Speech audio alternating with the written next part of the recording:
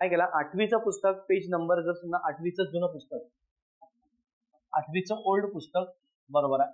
Topic page number नाही म्हणता मी, topic 4, पूर्ण टॉपिक हा पृथ्वीच्या अंतरंगावरती दिलेला आहे, बरोबर आहे. पृथ्वीच्या अंतरंगावरती आलेला आहे. मग त्या ठिकाणी तुमचा तो प्रश्न कव्हर झालेला दिसेल. आलं लक्षात? जर समजा ते नाही केलं तर तुमच्या लक्षात नाही येणार, समजलं? तर त्या गोष्टी करा, तुम्हाला ते एकदम सोपं जाईल करायला. समजलं आता? कारण की ते एकदम त्यामध्ये इझी मेथड प्रमाणे दिलेलं आहे, बरोबर. म्हणजेच काय, त्यांनी सरळ दिलेलं आहे. वरचा थर तुम्हाला भूकवच म्हणतो आपण त्याला, बरोबर आहे, की ज्यामध्ये सियाल, बरोबर आहे, आणि सायमा हे दिलेलं असतं. सियाल Saima, silica plus aluminium, silica plus magnesium, आले. त्याच्यानंतर येतो प्रावरण, त्याच्यानंतर येतो तुम्हाला गाभा, बरोबर आहे. म्हणजे 3 थर झाले महत्वाचे.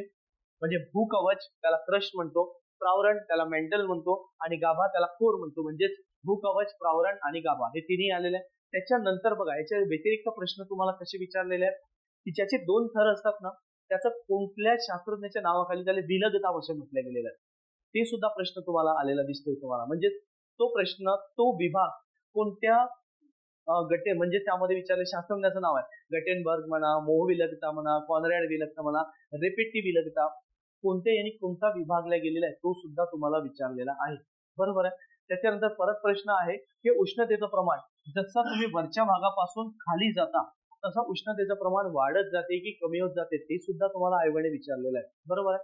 कारण लक्षात घ्या, पृथ्वीच्या जसं तुम्ही वरती जाता तसं उष्णतेचं प्रमाण कमी होत जाते, पण जसं पृथ्वीच्या तुम्ही खाली जा त्याच पद्धतीने तुम्हाला उष्णतेचं प्रमाण वाढत जर गेलेलं दिसतं. कारण उदाहरण लक्षात ठेवा, तुम्ही कुठेही बघितले गरम पाण्याचे झरे बघितलेले असतील. आता गरम पाण्याचे झरे म्हटल्यानंतर हा वरून येणार का? नाही, तर पृथ्वीच्या पोटामधून येणार आहे. पण पृथ्वीच्या पोटामधून जर येत असेल तर ते पृथ्वीमध्ये उष्णता आहे तेव्हाच तो पाणी गरम वरती येत आहे. म्हणजे याचा अर्थ पृथ्वीची उष्णता हे पाण्याच्या स्वरूपात बाहेर येत आहे.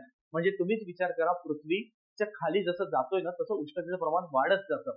एक, पण त्याच्यासोबतच बघितलं तर ऑक्सिजनचं प्रमाण हे कमी होत चाललेलं दिसतं, बरोबर आहे. म्हणजेच बघा, उष्णता म्हणजे हीट ही वाढत गेलेली दिसते पृथ्वीच्या खाली, बरोबर आहे. पण त्याच्या सोबतीला जर ऑक्सिजन म्हटलं ते कमी होत गेलेलं दिसतं, मायनस केलेलं, बरोबर. पण याच्या उलटा आहे, पृथ्वीच्या वरती जेव्हा जातो आपण, जसं वरती वरती गेलो तर वरती गेल्यानंतर लक्षात घ्या, ऑक्सिजन O2 ही सुद्धा कमी होत गेलेलं दिसतंय.